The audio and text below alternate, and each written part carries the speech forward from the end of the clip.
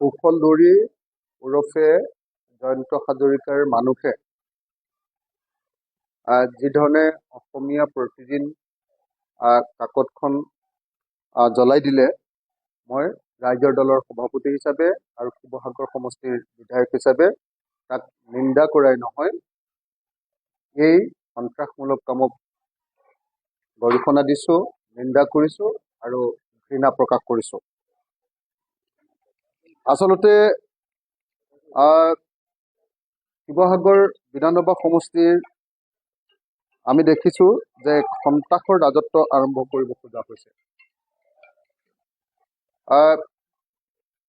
এজন সন্ত্ৰাসবাদী নেতা আছিলে, আপোনালোকে সকলোৱে জানে, যি শ শ মানুহক আক্ৰমণ কৰিছিলে, শ শ মানুহৰ ওপৰত গুলী চলাইছিলে, বহু মানুহক হত্যা কৰিছিলে, বহু বোৱাৰী জীয়ৰী নিৰ্যাতন কৰিছিলে।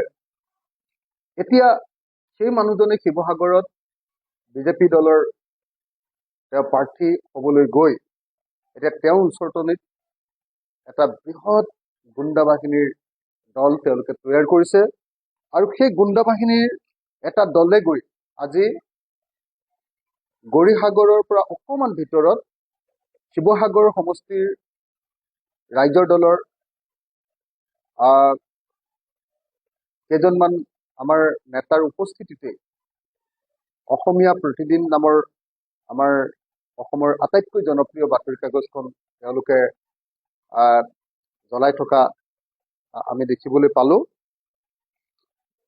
আমি দেখিছিলো যে এই গোটেই কাকত দাহন প্ৰক্ৰিয়াটোৰ নেতৃত্ব দিছিলে পিংকু দত্ত, ৰংপুৰ বিজেপিৰ ৰংপুৰ মণ্ডলৰ কোষাধ্যক্ষ আৰু পাৰ্থ বৰা নামৰ বিজেপিৰ এজন সক্ৰিয় সদস্য।